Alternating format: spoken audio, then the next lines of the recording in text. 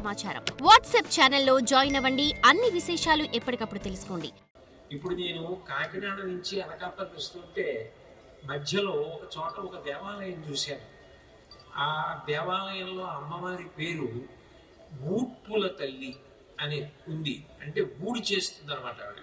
ఏమిటి ఊడి చేస్తుంది అంటే అరిష్టము లేకుండా, దురితము లేకుండా, కష్టములు లేకుండా, ఆపదలు లేకుండా తుడిచి అవతల పారేస్తుంది అనమాట. ఆ పేరుతో పెట్టుకున్నారు. ఒక్కసారి అమ్మవారిని ఆరాధిస్తే గుర్తు పెట్టుకుని మళ్ళీ మళ్ళీ ఇచ్చే తల్లి కాబట్టి మరిడమ్మ తల్లి. ఇంట్లోకి ఏదైనా దుష్టశక్తి రావాలన్నా, ఇంట్లో ఉన్నవి బయటికి వెళ్ళిపోవాలన్నా తలుపులు తీయకుండా కుదరదు. చండీ హోమంలో అర్గళ అని ఒక స్తోత్రం ఉంటుంది, అర్గళా స్తుతి అని. అర్గళ అంటే బారుమారు అని అర్థం. పూర్వం ఇళ్ళకి తలుపులు వేసేసి అడ్డంగా ఇనప గడియ ఒకటి పెట్టేవారు, తుడిగేసేవారు, పొద్దున్న గడియ తీసేవారు. బారుమాను అర్గళ అని. అటువంటి అర్గళా స్వరూపంగా తలుపులుగా ఆవిడ ఉంటుంది. ఇంట్లోకి ఏ దుష్టశక్తి రాకూడదు. ఇంట్లో ఉన్నవి ఏవి అకాలంగా జారిపోకూడదు. ఇంట్లో ఉన్నవి ఉండకుండా జారిపోయాయి అనుకోండి, యజమాని ఏడుస్తాడు. ఉన్నవి ఉండడం క్షేమం, కొత్తవి కలిసి రావడం యోగం. ఏ యజమానైనా ఏం కోరుకుంటాడు? తాను ఒక్కడుగా పుట్టి పెరిగి పెద్దవాడై ధర్మపత్నిని స్వీకరిస్తాడు. కొడుకు కూతురు పుట్టాలి. కొడుకు ఇంట్లో తన తర్వాత అర్చన చెయ్యాలి.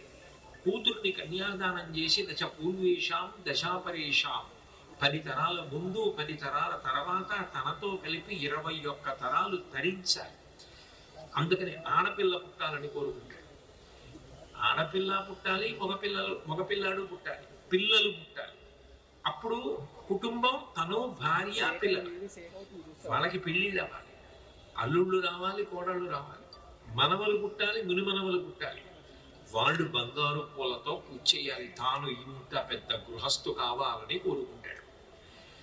అట్లా ఉన్నవి ఉండడం క్షేమం, కొత్తవి కలగడం యోగం. యోగక్షేమములు ఎవరు చేస్తారు అంటే తల్లి చేస్తుంది. మీరు ఎప్పుడైనా జీవితంలో ఒక్కటి గుర్తుపెట్టుకోండి, కదలిక అన్న మాట ఏది వచ్చినా అమ్మవారు అని గుర్తు.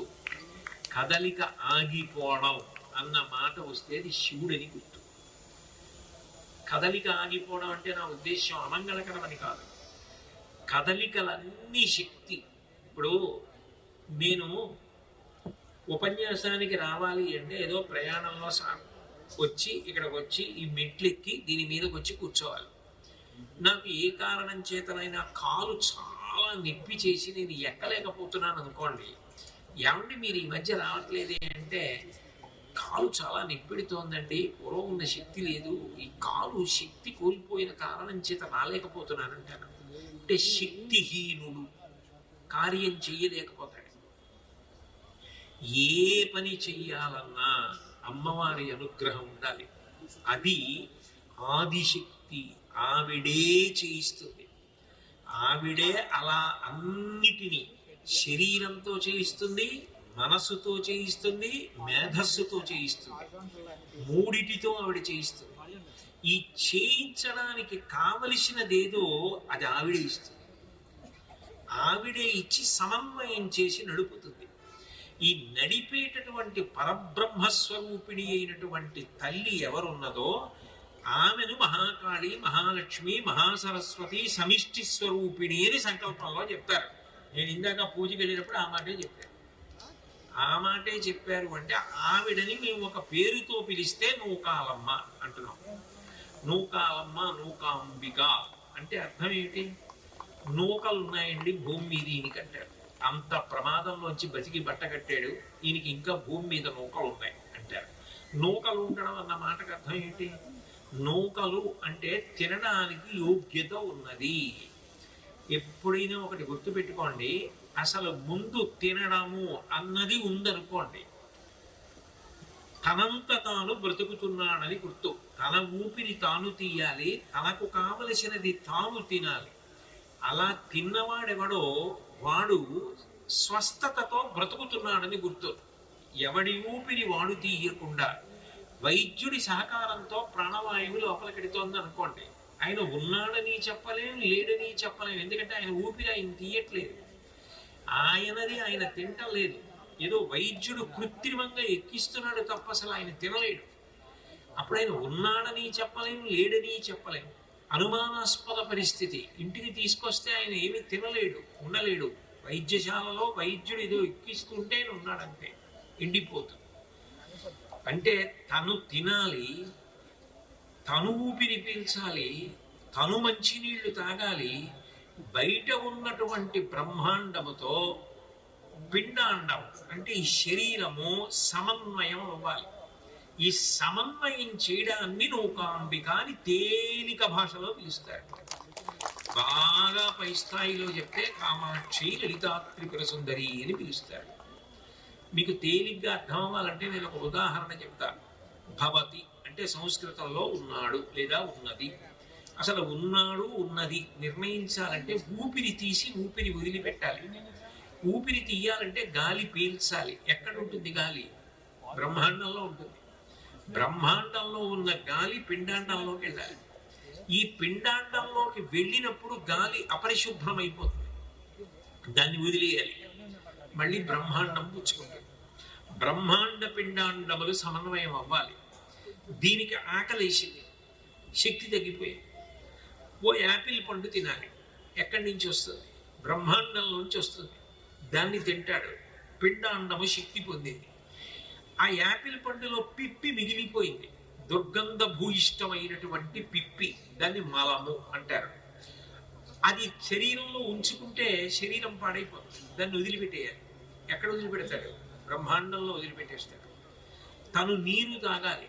బ్రహ్మాండంలో నీళ్లు తీసి పిండాండంలో పోసుకుంటాడు. నీరు మలినమైపోయింది, మూత్రముగా మారింది. ఎవరు పుచ్చుకోవాలి? బ్రహ్మాండం పుచ్చుకోవాలి. బ్రహ్మాండము పిండాండము సమన్వయం అవుతూ ఉండాలి. ఇది ఆగిపోయింది అనుకోండి, మరణించాడంటే. బయట గాలిని ఊపిరి తీయట్లేదు, తీసిన ఊపిరిని బ్రహ్మాండంలోకి వదలటం లేదు, వెళ్ళిపోయాడంటారు. నీరు త్రాగట్లేదు, నీరు వదలటం లేదు, ప్రమాదంలో ఉన్నాడు. తినడం లేదు, తిన్నది జీర్ణం అవ్వడం లేదు, ప్రమాదంలో ఉన్నాడు. అంటే బ్రహ్మాండ పిండాండములు సమన్వయం అవ్వాలి. మీకు నేను చాలా తేలికగా ఒక్క మాటలో చెప్పాలంటే, రాత్రి నిద్రపోతున్నప్పుడు మన ఊపిరి మనం తీస్తేనే బ్రతుకుతామని భగవంతుడి నియమం పెడితే ఎన్ని కోట్ల మంది నిద్దట్లో వెళ్ళిపోతారు. నిద్దట్లో నన్ను ఉపన్యాసం చెప్పంటే చెప్పగలనా? నిద్దట్లో రాయమంటే రాయగలనా? నిద్దట్లో చదవమంటే చదవగలనా? నిద్దట్లో తినమంటే తినగలనా? నిద్రలో ఊపిరి మాత్రం ఎలా తీస్తారు? మర్చిపోతారు. నిద్రలో ఊపిరి తీయడం మర్చిపోతే ప్రమాదం జరిగిపోతుంది. కానీ నిద్రపోతున్న జీవుడు ఊపిరి ఎవరు తీయిస్తున్నారు? ఎవరు విడిచిపెట్టేట్టు చేస్తున్నారు? నిద్రపోతున్నా ఎవరు జీర్ణం చేస్తున్నారు? నిద్రపోయి లేచేటప్పటికి ఎవరు ఇంద్రియములకు శక్తినిస్తున్నారు? ఎవరు తిన్నది జీర్ణం చేసి శరీరానికి అంతటికీ అందిస్తున్నారు? ఆ అందించే పరబ్రహ్మ స్వరూపిణి ఎవరో ఆవిడ నూకాంబిక. ఇప్పుడు ఆవిడ కన్నా ఉపకారం చేసేటటువంటి వాళ్ళు లోకంలో ఎవరైనా ఉంటారా? ఎవరు ఉండరు. ఈ శరీరమును నిర్మాణము చేసి ఇచ్చినది ఎవరు అంటే ఆ తల్లి. దీనితో ధర్మాచరణము చేయడానికి కదలికలన్నీ ఆవిడ పరం. కదిలి కదిలి కదిలి కదిలి ధర్మాచరణం చెయ్యాలన్నా, పూజ చెయ్యాలన్నా, ఉద్యోగం చేయాలన్నా, తినాలన్నా, తిరగాలన్నా, పడుకోవాలన్నా, మంచినీళ్లు తాగాలన్నా, వ్రాయాలన్నా, పాట పాడాలన్నా, వాద్య పరికరం మ్రోగించాలన్నా శరీరంలో అవయవాలు కదులుతూ ఉండాలి. సంధిబంధములు కదిలేటట్టుగా చేసేది అమ్మవారు. తీవ్రమైన ధ్యాన స్థితిలో, సమాధి స్థితిలో తనను తాను మరిచిపోయి లోపల ఉన్న భగవంతుడితో రమిస్తూ నిశ్చలంగా మిగిలిపోతే శివుడు. కదలిక లేనిది శివుడు, కదలినది శక్తి. అమ్మవారు అయ్యవారు కలిసి ఉంటారు. For more videos like this, subscribe Big TV channel.